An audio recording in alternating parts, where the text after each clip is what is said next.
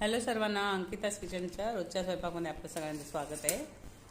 आज मी ना खिचडी बनवते आहे संकष्टीसाठी।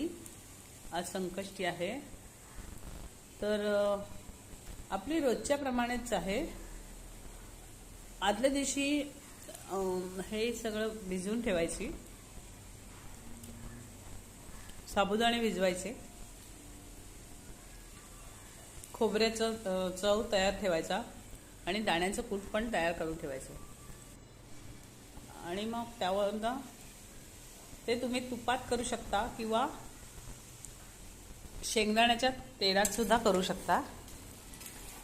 अशी शेंगदाण्याच्या तेलातली खिचडी पहा। यामध्ये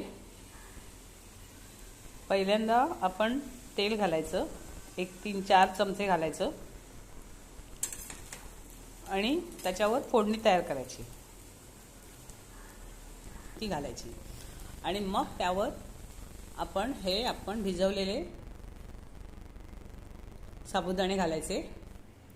त्याच्यामध्ये भिजवलेल्या साबुदाण्यामध्ये दाण्याचं कूट आणि मीठ, थोडंसं मीठ चवीपुरतं अगदी, आणि मिरची घालायची।